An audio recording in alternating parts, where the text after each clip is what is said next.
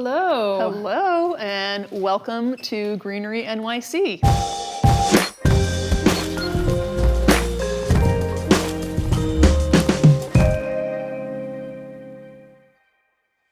This is our Greenpoint production and design studio here in Brooklyn, New York.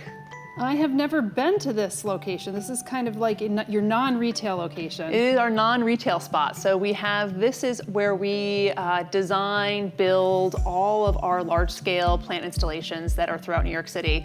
And our retail store is more for our, residential customers. So let's talk about that. This is like more of a commercial place where you build out green walls and installations. And what I'd like to kind of find out from you today is, what are the trends that people are looking for, at least in that space, and that can translate well over into residential spaces as well? Yeah, Greenery NYC, we design, build, maintain large-scale plant installations for indoor environments. We do a little bit of landscaping in New York City, but what we're really known for is creating really immersive experiences in commercial spaces. So we work with lots of tech companies and office spaces and lobbies. Pretty much anywhere in New York City where you might see indoor plants, we may have had a hand in it. So this is the space where we design and build all of that. And you mentioned trends, and it's been really, really interesting. So I've been in this business for 15 years, and post-COVID has just been an incredible explosion of interest in how do you successfully incorporate plants into the built environment. I think people always love to have, a potted plant in the conference room or something in the lobby, but really in the past 3 years, people are starting to really understand the wellness benefits of bringing plants indoors, letting people have that sustained and repeated engagement with nature. And so a lot of customers have come to us and say, we want to put a lot of plants in the space, but how do we do it in a way that's going to last 10 years, 20 years, 30 years? And is designed nicely, because it could get quickly out of hand. Yes, exactly. And a lot of maintenance as well. So I'm imagining that you help upkeep with the maintenance of some of these installations. We do. That's a big part of our business is maintenance, and the biggest part of our team. So we have 36 employees, and the biggest part of that are professional horticulturists. So they travel all around New York City maintaining our installations, sometimes weekly, bi-weekly, sometimes quarterly. And that's sort of one of the big things we set out when we do designs for new customers, is really figuring out what is the appropriate maintenance plan, how often is someone going to have to interact with that. And you asked about trends, and I think that's one of the biggest things we're seeing right now is, while you see an increase in desire for plants, there's a decreased appetite for spending a lot of money to maintain plants. And so where we're sort of bridging that gap is with technology. And so, thanks to a lot of things that have been happening in the cannabis industry recently, there's amazing grow lights on the market, there's amazing irrigation systems on the market, and we've been able to create and assemble a lot of different tools to help keep operational costs low while still creating these really large-scale plant installations. And I'd say that's probably one of the biggest trends is big installations, big plants. So, before, I think people were maybe a little bit scared of putting large trees in. Now that's probably one of the most common requests we have. People want to see 9-foot, 12-foot, 20-foot trees indoors. They basically want an atrium. They do. They want an atrium, even if the ceiling's only 12 feet high, they still want to find a 10-foot tree to fill it. And they may not have a skylight like up above. Exactly. And I think part of, our work is trying to educate people on what does it take to actually maintain that tree. So it's not just beautiful day one or even year one, but how do we actually create an environment, an ecosystem where that plant can thrive indoors long term? And so part of that is understanding the plant palette that you have to work with, right? So it's just making sure you're selecting the right species and the right type of plant for the environment that you have. Or it's trying to convince people to adjust the environment to suit the plants. And that might be including grow lights or changing ventilation areas. There's a lot you can do with the architecture to make it more hospitable for plants. And the one thing I always tell our customers is, what plants like, people like. We kind of love the same conditions, right? We always want to 50% humidity, beautiful lighting. It's like what makes plants happy makes people happy. So if we can do that architecturally, you're actually going to be able to have really successful plant installations. Yeah. I guess the subtropical and tropical species are kind of like us. Yes, they are. If it was a more native tree, I'd be like, I don't like those cold winters. Very good point. Yes, so I'd say people more like the subtropical plant environment. Exactly. 72 degrees, pretty even keeled all the time. One of the big trends you said is big plants, leaning into the big, big, big. Some of the other things, automations as well. Yeah, definitely automations. And I think part of the automation is something like you might see up here, which is, you know, what we would call an overhead installation. And so especially in New York City, floor space is such a premium. Right. And so people want to try to find ways to incorporate plants and not necessarily give up too much floor space. And I think from a design perspective too, you can actually accomplish the same feeling of having a large canopy tree just by elevating plants. And so having really dynamic mixed displays, especially like that where you can see, you know, the ficus is starting to grow on the walls, it starts to really integrate with the architecture. I think that's when you start to really unlock those benefits of biophilia and biophilic design, is when you really see the merging of plants with architecture. I think that's what gets people really excited. And I always make the joke, like, New Yorkers are so jaded, you know, myself included, but what gets people to really stop in their tracks is plants, because it's a thing we don't get to see enough of. And so when people see really large plant installations, or they see plants that seem to be really happily integrating with the built environment, that's usually the thing that gets people to say, like, oh my God, wow, that's beautiful. And it also gets them to see, I think, different species, and sort of escapes this plant blindness thing that happens to a lot of New Yorkers. We just see green, we're like, oh, identify that as plant. As opposed to when you start to put together a lot of different varieties, especially in an overhead, people can start to actually see the diversity. And I think that gets people really excited. Yeah, and I think what's interesting about this is that you were saying, you know, some people want big plants, and, you know, you could do it through, like, you know, having this big standard ficus tree over here, but what you're saying is that you could also combine a number of plants with different textures and everything, and it feels big already, because you're just like utilizing all that space up there, and you don't need the tree. You could just have all these very herbaceous or climbing, clambering varieties that just fill the space. Exactly. And I think what's really cool is you start to see, you know, varieties like the Monstera or philodendrons like the one behind you, right? When they start to get big and beautiful and start to like really project off the surfaces, the impact of that is really huge. So even if we took that plant out, if we put it on the floor, probably wouldn't be as impressive. It'd be like, oh, that's a lovely, you know, sitting at knee height kind of thing. When you elevate it like that, you get to experience it in a totally different way. And I think that is something that we're seeing people really want to see more of, especially in urban environments. And I think New York City in particular, but a lot of, you know, my colleagues in the industry throughout the cities are sort of seeing the same things, which is this idea of just potted plant or just tabletop plant on a desk. That's a little bit out of favor now. It's really, how can we do these larger mixed displays? How can we put plants on the wall? How can we suspend them from the ceiling? How can we make just a really bigger, more impactful, and I think more architecturally integrated installation? Now, one of the challenges that you have with something like this is, of course, water, light, and even maybe switching plants out. How are you overcoming the challenges, I guess? Yeah, I mean, I think that's the beauty of technology, right? So with automated irrigation and lighting. So we have what's called an ILCU, an irrigation and lighting control unit. So that's a computer that can control the grow lights and the irrigation. And we can actually, you know, plants sort of have that beautiful ratio. The more light, the more water they may be processing. So you can actually really start to dial in how much water you need to utilize and how much light you're providing. So the grow lights here, and even though we have skylights and everything else, right, it's still not enough to really support a lot of the plant life that we want to try to grow here. So all this stuff is automated. So all of the plants that are there are on irrigation. So no human is actually watering those plants. The only care they're providing is really more aesthetic, and then hopefully and occasionally pest management, depending on sort of what's coming in and what might be happening in the seasons. But that's really how you are able to achieve this. If we had to have someone up here watering, they would probably have to be up here twice a week, right? And there's also that problem with humans, which is that we're just inconsistent as a species.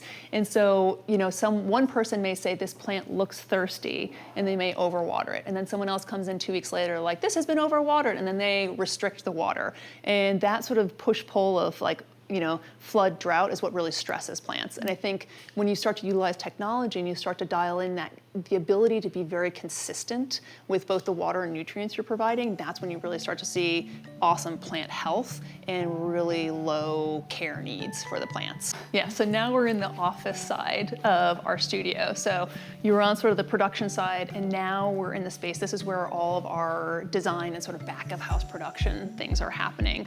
As you can see, there's actually no natural light in this space. It used to be an old plumbing warehouse that we've rented. So we worked to the design. We actually utilized the original drop ceiling, but these are all grow lights. So every single one of these tiles is a grow light that we can actually control the volume of. So we can increase and decrease the foot candles that we're projecting depending on whether humans are working here or whether we really want to support plant growth. Are these somehow soundproof too? Or like I could think of drop ceilings, I think of soundproof, but like instead of soundproof, you just went with light. Just went with light, which is the most important thing in our field, right? Is light. It's light and then water.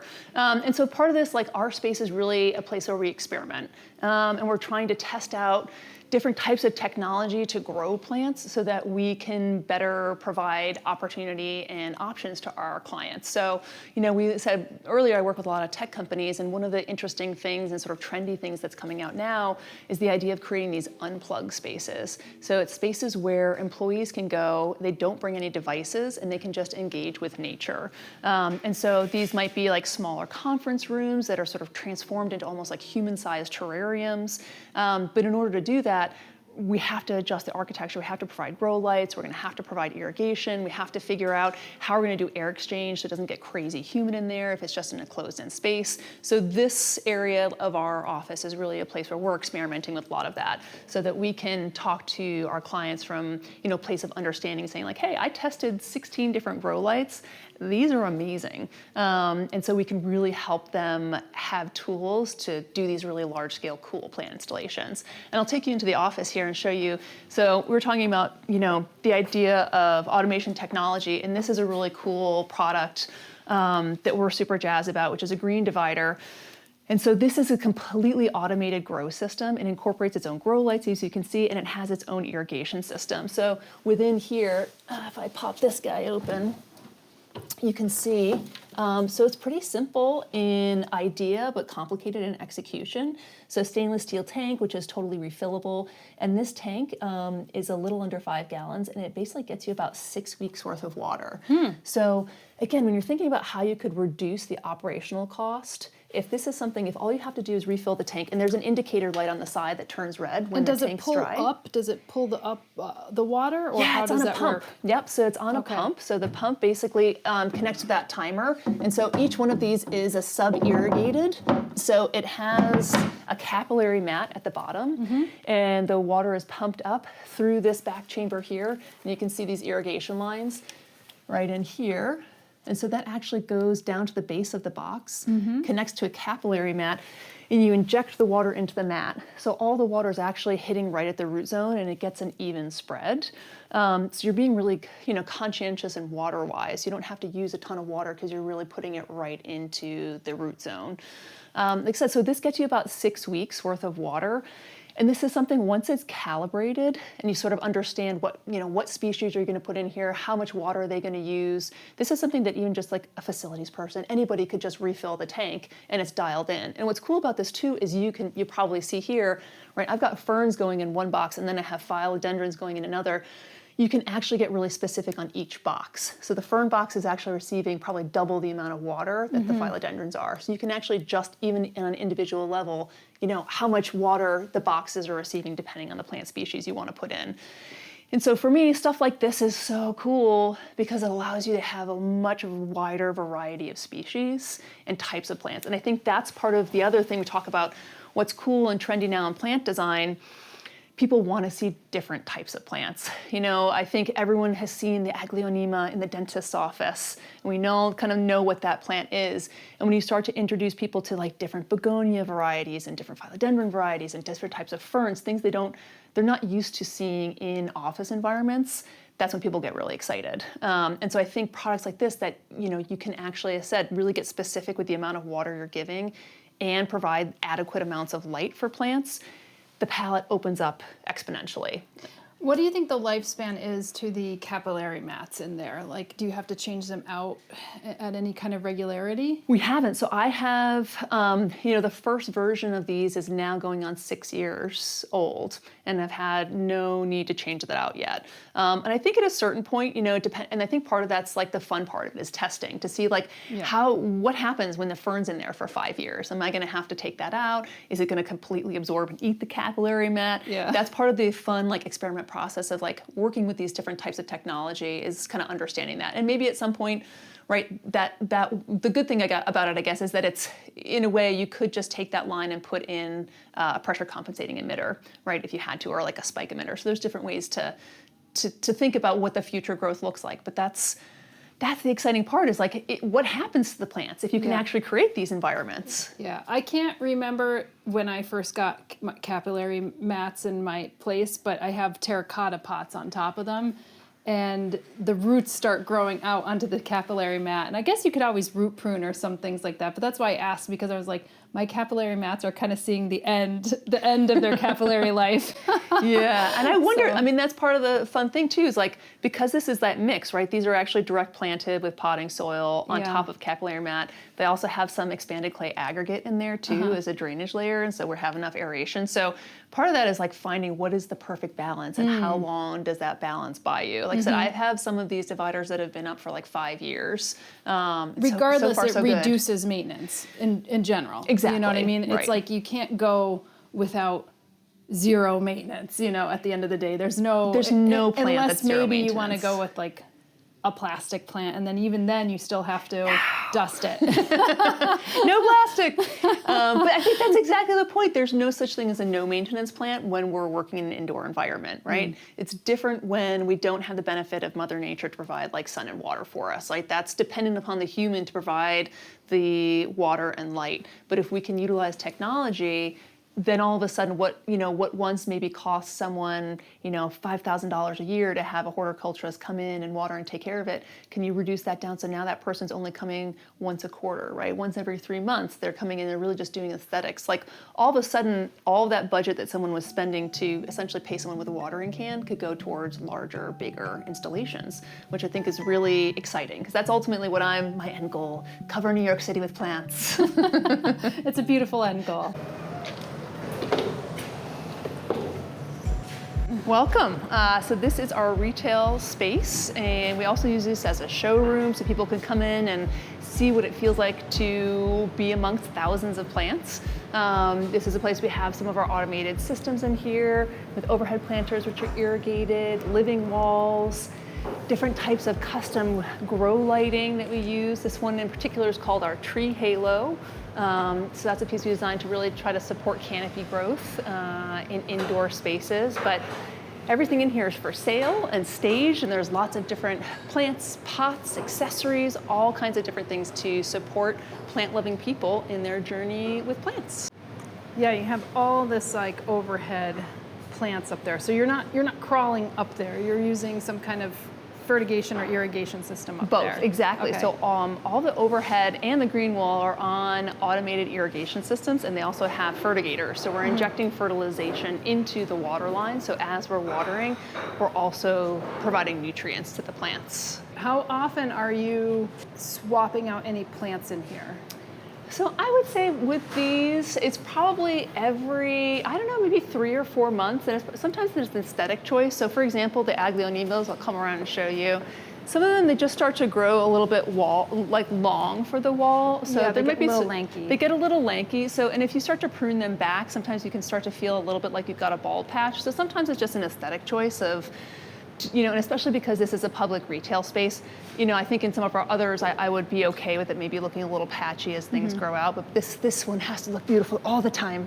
And so sometimes we'll be swapping things out, but there's a lot of plants here that are original to the original wall design, which was put in 2019. I'd say the majority of the plants are original. And so the team is actually pruning it once a month. So once a month, we kind of go through and do a big, get the ladders out and sort of do a big, deeper prune. And the water cycle here is completely automated. So we have a plumbing line that's set up over there, goes down into a tank system in here. So we've got a stainless steel tank in here with a pump, and that's basically pumping the water back up to the wall, and they have different zones. And so the way this particular wall functions, and this is a tray system, is that it has these water lines that run across, and so each tray actually drips behind the next one. So as you're running the irrigation, we have these sort of horizontal lines that go through water, and then as one tray fills, it waters the next, and waters the next, and waters the next. And that's mostly how tray system functions. So I can take a couple plants out so you can see these are actually individual 4-inch plants. And so this wall just watered this morning, so you can see it's still a little bit dripping. And that's, even if we get in here, you'd see there's actually a little bit of a reservoir for water in here as well. So when the system runs, it's retaining a little bit of water by design. And so this is gonna get us probably about 10 days or so in between waterings. For most of our commercial clients, we use the tray system. So the biggest pro to that is that because if there ever is some kind of catastrophic failure or diseased plant or pest, you can literally, it's as easy as just removing a 4-inch plant or a couple 4-inch plants and being able to clean the trays out and replace them. So from a care perspective, operational perspective, the tray system is really easy to operate. The downside to that is that you're not gonna see these plants spread because each individual plant is restricted to that 4-inch container. So over time, they are gonna outgrow the pot, so you're gonna have to do replacements, or you're gonna have to do root pruning, so there's maintenance there.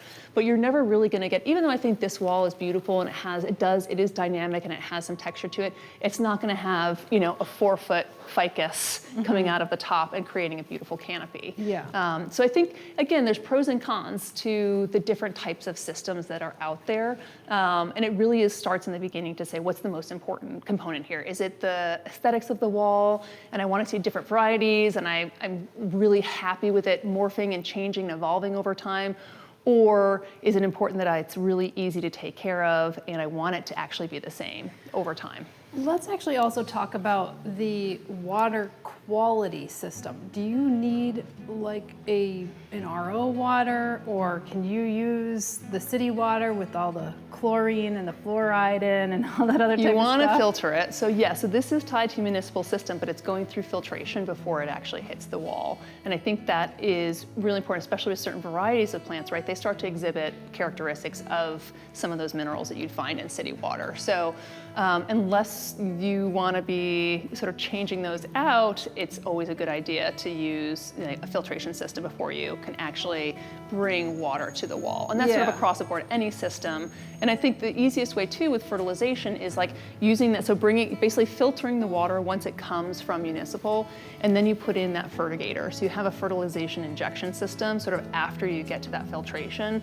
So then you're actually, once you sort of strip everything out, you have a little bit more control of the nutrients you're adding back in. Is the fertigation attached to your irrigation system? Because I'm just actually thinking when we think about like the calcium or whatever in your water, it could really corrode small irrigation lines. So is that fertigation line separate? Is it with the irrigation line? It's with the irrigation line. So okay. You're bringing up a great point, which is that's part of the maintenance you have to do for walls, right? Is that like every plant, nothing is maintenance free, but especially with living walls, there is system maintenance that you have to do. And so we usually are cleaning the tanks out and sort of doing a flush on the walls to make sure we're not getting those clogs in the lines at least once a year. And sometimes more. I think especially because we do a lot of installations in different buildings around New York, there's no real consistency in what the water supply is. So a building that we're working on right now in Dumbo, for whatever reason, we see way more line clogs in that water supply than one that we do in Tribeca. And so some of that is just you sort of have to test that over time, but you need to set parameters in the beginning to say at least once a month, we should be monitoring this, doing just a manual run, making sure everything's running smoothly. And at least once a year we have planned that we actually turn the system off, empty everything out, everything gets a deep clean. The lines can actually get flushed with basically a very diluted hydrogen peroxide to get rid of all those minerals. And you sort of do these big runs and flushes just for that purpose. But it's mechanical equipment, and ultimately mechanical equipment does have like a finite life. So you can prolong it by maintaining it, but eventually your pumps will fail. There will be some kind of issue happening that you'll have to, just maintain and deal with mechanical equipment over time. Great. Well, thank you so much for these tips. The green wall is totally on fleek, and really love the trends that are coming over the bend. If you're enjoying the channel, do us a favor and give it a thumbs up and help us grow by subscribing. And if you're keen to get a deeper knowledge on houseplant care, check out our suite of online offerings and courses from Houseplant Basics to the Houseplant Masterclass over at homesteadbrooklyn.com. See you in the next episode.